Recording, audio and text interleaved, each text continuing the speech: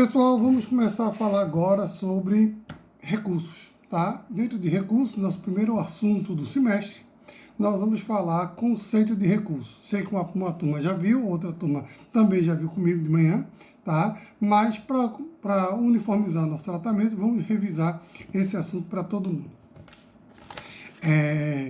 Nosso assunto da P1 vai recursos, parte geral e todos os recursos em espécie. Vamos começar agora pelo conceito.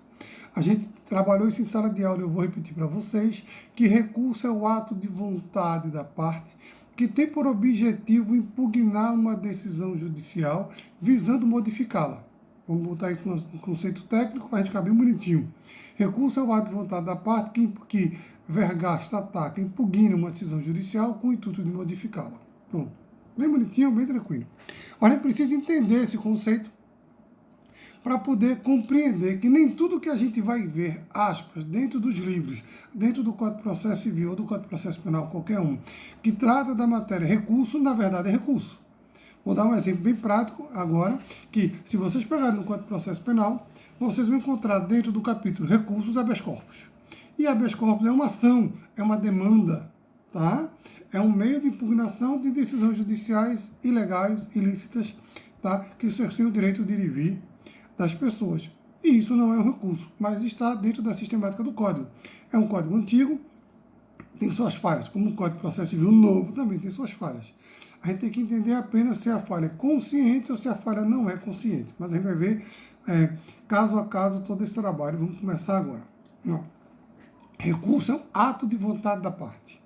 Então isso quer dizer que tem que ter uma deliberação íntima no sentido de intrínseca e extrínseca no sentido de objetiva, materializada, da parte no intuito de modificar uma decisão. Então, o recurso é um agir voluntário, consciente da parte que quer modificar uma decisão. Se a parte não quer agir, se a parte não quer atuar, ela o faz por uma imposição legal, ela faz por uma obrigação, isso não é recurso, porque não há vontade. E o Código traz um exemplo disso bem claro, lá quando ele fala da remessa necessária, o artigo 496 do CPC. Tá? No artigo 496 do CPC, nós temos o chamado duplo grau obrigatório, remessa ex officio, remessa necessária, como o doutrinador queira chamar. Nesse dispositivo, o Código regulamenta que algumas situações, como base geral, quando é vencida a fazenda pública, e aqui destaque a expressão fazenda pública é União, Estado, Distrito Federal, município, tá? Autarquias e fundações, todas as vezes que elas forem vencidas, tá? Todas as vezes que a fazenda pública for derrotada numa questão que envolva dinheiro, em regra, em princípio, essa decisão está sujeita a uma confirmação pelo tribunal, a uma confirmação pelo órgão judicial superior, seja ele o Tribunal de Justiça, seja ele o STJ, o STF, ou o TST, seja ele um colégio recursal. Significa dizer que nessas demandas que estão especificadas no artigo 496, tá? Para que ela possa produzir efeito, para que ela possa ter eficácia, é necessário, como regra, que haja uma confirmação, que haja um referendo do Tribunal Superior da Ordem Judicial. Então, mesmo que a parte concorde, mesmo que a parte não queira, mesmo que a parte aceite a decisão judicial, tá? Esse feito será encaminhado para uma confirmação, para uma verificação ao tribunal. E se não for, Zeca, se não for o presidente do tribunal, o presidente da corte, poderá avocar, poderá atrair, chamar para si. A avocação é o ato pelo qual a autoridade superior chama para si um ato que deveria ter sido praticado pela autoridade inferior. Tá? Ou porque a autoridade inferior não tem competência para praticá-lo, ou porque não o fez no tempo que deveria ter feito. Então, o magistrado, o julgador, quando proferiu a decisão, deveria ter encaminhado ela para o tribunal, para a Corte Superior, examinar o conteúdo. Não fazendo, o presidente da Corte avoca, chama aquela decisão, aquele processo, para que ele examine. Ok? Vamos voltar ao nosso conceito. Então, recurso é o ato de vontade da parte. Se não há vontade, não há recurso. A gente identifica logo que essa remessa ela é obrigatória. Essa remessa independe da vontade, independe do querer da parte. Então está evidente que, neste caso, neste ponto, não estamos falando de um recurso. Porque mesmo que a parte concorde com o conteúdo, com o valor da condenação, ele será encaminhado para um reexame, para uma reapreciação no tribunal. Vamos imaginar um caso concreto? O juiz condenou uma ação indenizatória contra a Fazenda Pública, tá? A Fazenda Pública pagar no dano moral, no dano material, 200 mil reais, 500 mil reais, 100 milhões de reais. Quem é que vai reclamar? Eu ganhei 100 milhões de reais de uma ação contra o município. Estou feliz da vida. Vou viver bem, vou viver de renda e vou parar da aula, tá? Ora, a parte não vai querer recorrer disso aí. É óbvio. Mas, mesmo que a Fazenda Procuradoria não recorra, tá? A gente vai ter uma remessa, um encaminhamento desse processo para o tribunal, para que seja verificado, confirmado se o juiz agiu corretamente, se não houve um conluio entre o juiz e a parte do procurador, se não houve uma tentativa de fraude, se o valor que o juiz fixou é justo dentro dos parâmetros normais que a jurisprudência trabalha. Nada vai trazer de volta uma vida, nada vai restaurar uma honra, uma dignidade abalada, uma imagem, tá? Mas mesmo sendo situações que não há um valor quantificável, apurável, a prática, ao dia a dia da jurisprudência, tá, tem objetivado, tem quantificado situações específicas, situações concretas. Vou dar um exemplo bem prático. Certa feita, um processo que eu trabalhei, o rapaz teve o apartamento dele penhorado, tá? Foi bloqueado pela justiça para pagamento de uma dívida. Esse rapaz, contudo, não tinha dívida nenhuma, esse rapaz não tinha nenhum problema com a justiça, esse rapaz não tinha nada. E como é que ele descobriu? Quando ele foi vender o apartamento, o imóvel dele estava bloqueado e o comprador desistiu. Porque se o imóvel estava penhorado, tinha uma ordem de bloqueio nele, ele não ia comprar uma coisa que ele poderia perder na justiça. O comprador ficou com medo e desistiu do negócio jurídico. Ele teve que constituir um advogado. O advogado ingressou no processo, demonstrou que o imóvel penhorado tinha sido penhorado por um equívoco, ele não era parte do processo, meu cliente não tinha nenhuma dívida com o governo nenhum problema com ninguém, tá? E mesmo assim o imóvel dele foi penhorado.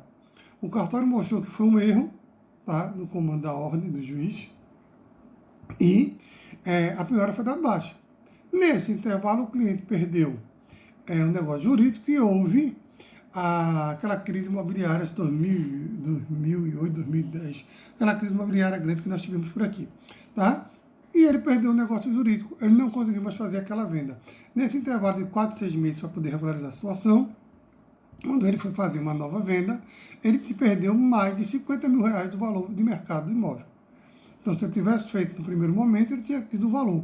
No segundo momento, quando ele foi realizar a venda do imóvel, ele conseguiu um valor abaixo. Aí, doutor, vamos para a justiça brigar tudo. Vamos, só que você tem como provar que havia uma proposta formal do primeiro cliente? Não, então esqueça de dano material. Você não tem como provar isso aí, tá? Até porque o primeiro cliente se recusou até ir como testemunha. O provável comprador disse que não iria depor. Então, nem testemunha para dizer que estava negociando com o rapaz, ele tinha mais, tá? Então, sobrou aí o caminho do dano moral. E na pesquisa de jurisprudência, o teto estabelecido pelo STJ em casos como esse, tá, foi um teto de 20 mil reais. Eu disse eles iremos para a justiça, vamos brigar e chegaremos a um teto de no máximo 20 mil. Vou pedir o teto para ver o que é que o juiz vai dar e nós iremos recorrer ou não caso a caso. Nós entramos com um processo, o juiz deu 10 mil reais. Ele ficou ainda um pouco triste, mas quis recorrer, recorrendo do tribunal, confirmou os 10, aí ele desistiu.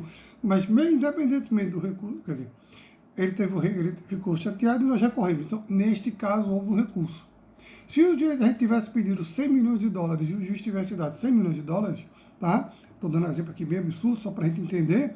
Nesse segundo caso, pelo valor ser muito elevado, tá? Distoante com o que diz a jurisprudência, certo?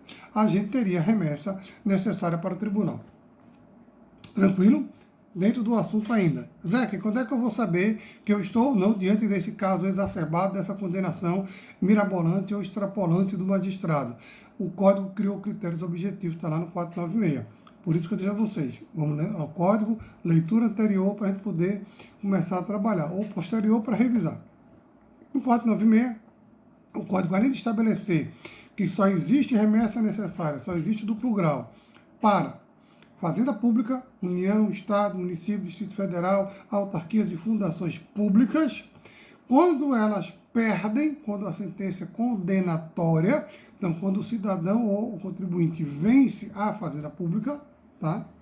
E criou tetos, criou parâmetros para que se estabeleça uma noção de valores, para que não fique ao livre-arbítrio de quem achar que é muito e quem achar que é pouco. Então o Código criou que para a União, até 1.000 salários mínimos, e veja que pode parecer pouco ou muito, mas depende da situação, é um valor elevado. 1.000 salários mínimos, o salário de hoje é mais ou menos um pouco mais de R$ 1 milhão. Então, nas ações em que a União for vencida de até R$ 1 milhão, não haverá o duplo grau, não haverá a remessa necessária. Tá? Então, se você ganhar 50 mil, 60 mil, 70 mil, 80, 100, 200, você vai ter que recorrer se você achar pouco. A outra parte vai ter que recorrer se ela achar muito. Se ninguém recorrer, transita em julgado. Porque entendeu o código que esse valor seria um valor de um nível baixo. Tá? De um nível aceitável. Para os estados, capitais do estado, ou seja, para os estados, os 27 unidades da Federação do Distrito Federal, e para as capitais de todos os estados e Brasília, o teto foi 500 salários. Certo? Então, vencido o estado de Pernambuco, São Paulo, Rio, Minas, seja qual for, tá? Vencido o estado do Acre, Tocantins, Roraima, e qualquer capital, Recife, João Pessoa, Rio Branco no Acre, Florianópolis, Porto Alegre, Fortaleza, Belém, tá? Você vai ter a remessa se a condenação for superior a 500 salários, mais ou menos 500 mil reais. Se for inferior, tá?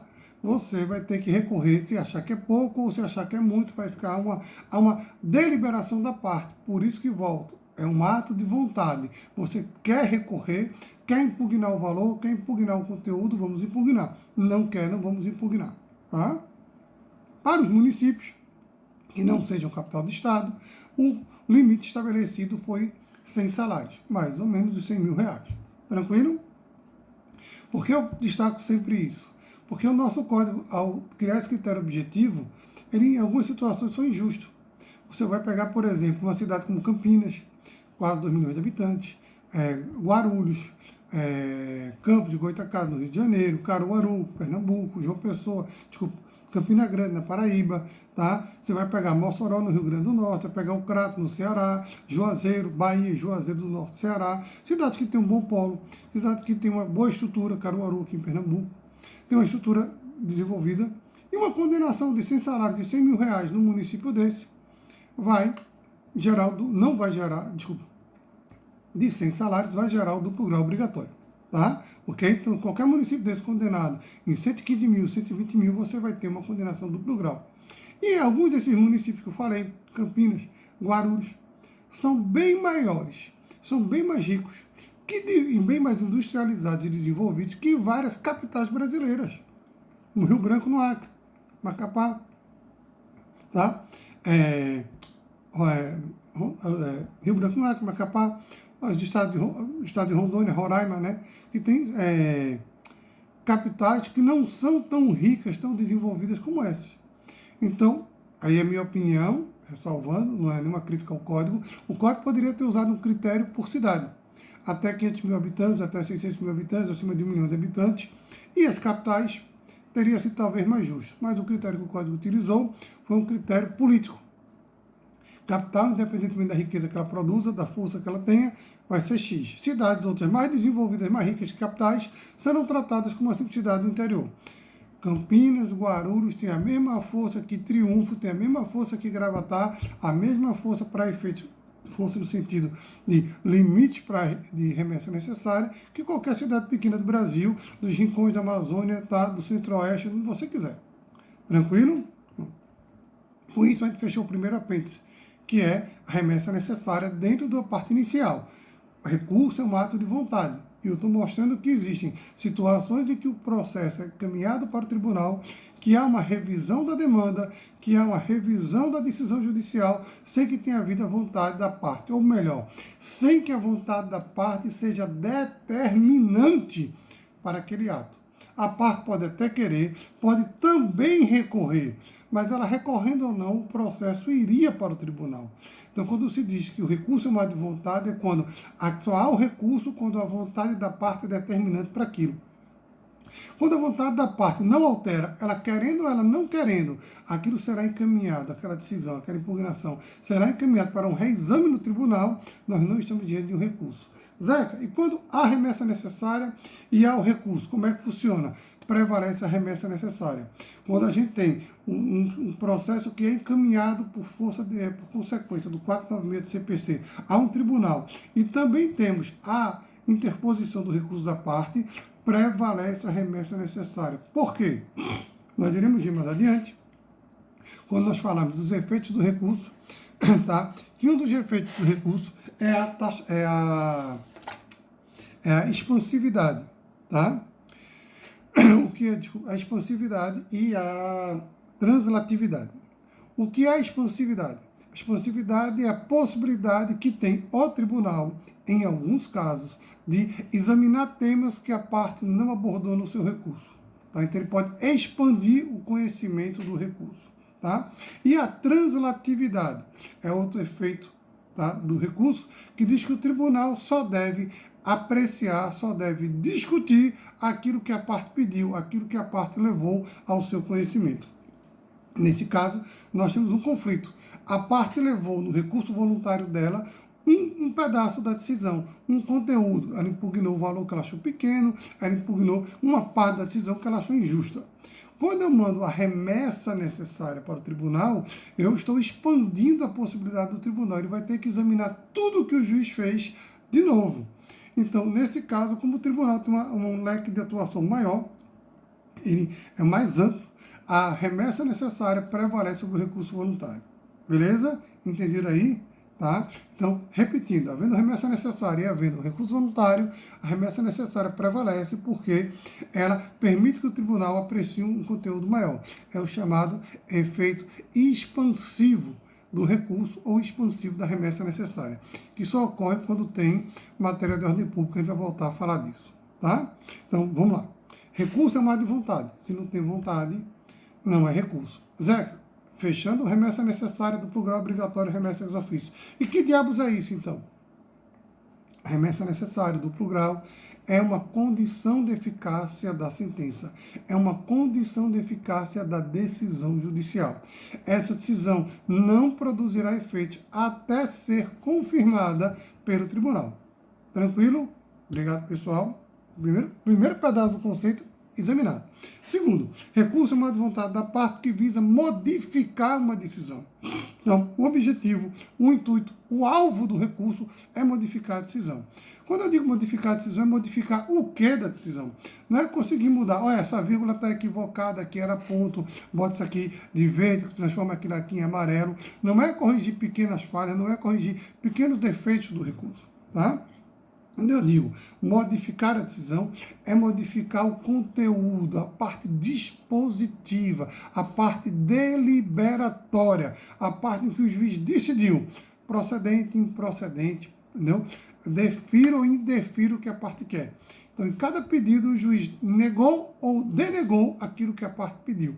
É este o objetivo, o conteúdo do recurso. Tá?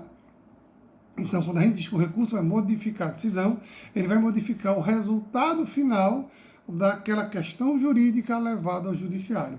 Ele vai inverter, total ou parcialmente, tá, a deliberação, o dispositivo da ordem, do comando. Tranquilo? Pronto. Por que isso? Gostei. Porque quando a gente fala de recurso, a gente vai encontrar lá no código, no artigo 994, a relação dos recursos cabíveis no CPC. Está lá o código. São cabíveis os seguintes recursos. E a gente vai encontrar abaixo, indicando os embargos de declaração como recursos. Tá? E é pacífico na doutrina e na jurisprudência que os embargos de declaração não têm natureza recursal. Embargo de declaração não são recursos. Certo? Por que isso? Gostei da pergunta. Sinal que estudou em casa. Tá? Está estudando. Certo? Porque se o objetivo do recurso é modificar uma decisão, os embargos de declaração não têm esse objetivo. Os embargos de declaração não têm esse viés, não têm esse intuito. Vamos lembrar e prestar atenção. Os embargos de declaração têm por objetivo corrigir, sanar, auxiliar a atividade jurisdicional, superando ou modificando uma falha que ocorreu na decisão, seja por omissão do magistrado, quando ele não apreciou algo que deveria ter apreciado, seja porque a decisão foi contraditória, foi obscura, ou porque houve um erro material. A escrita de número de um CPF errado, indicação do número de um imóvel errado, tá? A determinação de que se faça uma coisa no dispositivo da decisão e na parte da fundamentação diz que não se fizesse. Então, você tem contradições, obscuridades a serem resolvidas, ou erros materiais a serem resolvidos nessa decisão, tá? Aí você vai impugná-la através de embargo de declaração. E quando o juiz não examinar aquilo que ele deveria ter examinado, é uma omissão. Aí você vai entrar também com embargo de declaração para discutir isso aí. Lembrando, embargo de declaração, aspas, não são recursos, mas está no código como sendo. Teremos um momento só para falar dele. Eu quero aqui só que a gente entenda que embargo de declaração não são recursos. Tranquilo? Tá? Então está lá no código, tá? Quando fala de embargo de declaração, suas hipóteses de cabimento, dizendo, na relação do próprio Código da Taxativa, dizendo que eles são, ou seriam, uma espécie de recurso. Eles não são. Ponto. Mas, dentro do apêndice, só para a gente fechar esse tópico e voltar para o conceito, há uma situação que a gente vai ver com mais calma, em que embargo de declaração podem se tornar recurso. Podem ter efeitos recursais, são chamados de embargo de declaração de efeito infringente. Esse assunto a gente vai abordar quando falar de embargo, só para vocês já tomarem ciência com os termos e expressões. Pronto. Então, voltando. Recurso é uma vontade da parte, tem que ter vontade, ela tem que querer, tá? Porque tem por objetivo modificar a decisão judicial.